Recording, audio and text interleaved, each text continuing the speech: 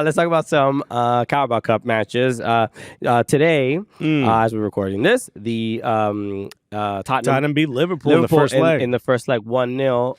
Bergvall, I believe, was Bergvall, first career goal for Tottenham, I believe they said. Okay, good for him. And then, and they also have a new goalkeeper that they just signed because Fraser literally the other day, like about a week ago, that's basically what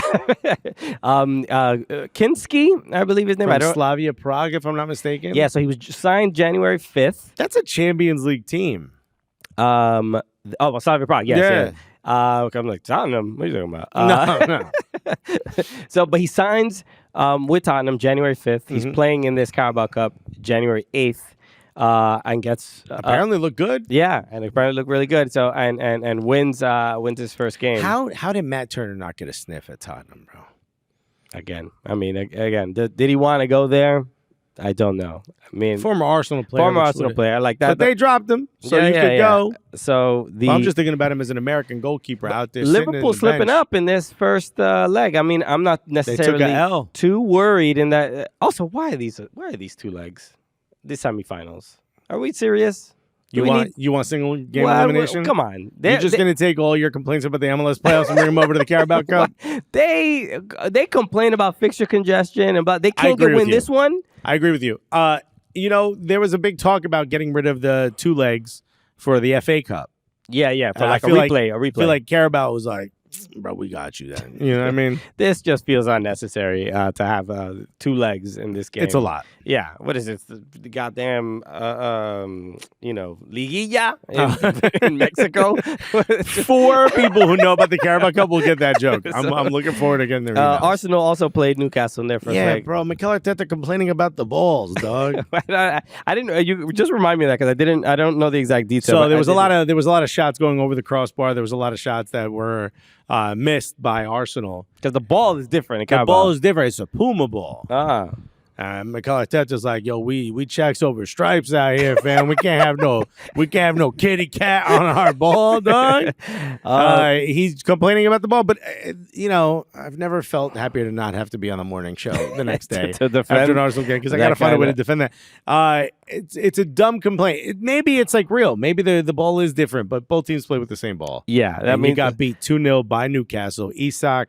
Who are Newcastle just an incredible on fire right now. Newcastle. And Isak in particular, that's now 8 matches straight that Isak has scored. Yeah. I mean, he's killing it. Anthony Gordon and Alexander Isak. Former player, Anthony Gordon, right? Yes, former Everton player. How's it feel to see him shining when every former Everton player? The one thing you can't do is score. Look at Danjuma. Girona balling, bro. And I'm like, okay, we couldn't get even a little bit of this. No, that's the problem is when they put on the Everton shirt, they just like forget which foot is which. Cursed. The miss from Kai Havertz. The deflected ball that's in the box. He's in the 6-yard box. All he has to do is literally hit the ball with almost any part of his body. He could have fallen on the ball, and it would have went. And it's a goal. But he goes to head it, and it hits his shoulder, and it goes right outside the far post, and it's a miss. It felt being down 2 goals, and you see that moment. You even see his face. There's a little bit of just like it's a missed opportunity. There's no luck. It's like luck is not on our side today. Yeah, I mean, this is my frustration as an Arsenal fan is that these things will happen sometimes, and it's like if you just if like as an Arsenal fan, it's like if you just listen to us, this wouldn't be happening because, like Gabriel Jesus, who can't score for months, all of a sudden gets a hat-trick against Crystal Palace and looks really good, and I think gets a brace in the next match, and he's absolutely killing it. All of a sudden, it feels like the front office, or maybe even Mikel Arteta's like, you know what, maybe we don't need to go get a striker. We'll be fine. And it's like those are the moments where, at the end of the season, this happened when Lacazette started scoring a lot, and people were like, yo, man, he's a little bit up there in age. He's not going to be able to carry the whole season, and you're going to see. And while he's playing incredibly well at Lyon and in France, when it came to the Premier League season, I get the feeling they didn't go out and get a striker because, like, well, Lacazette's doing well and we'll be fine. Yeah. And then you see towards the end of the season, it wasn't enough. And I feel like we're playing this tape over again. We're watching Havertz missing those big moments. He's having a great season otherwise. Exactly, yeah. Because it's just not enough. It's weird to see the flip-flopping from Arsenal fans of like, sarcastically being like 60 million down the drain. Yeah, like Kai Havertz sarcastically. scores again. And it's and then when he misses those big opportunities, we were like, this is why we need a striker. Chelsea.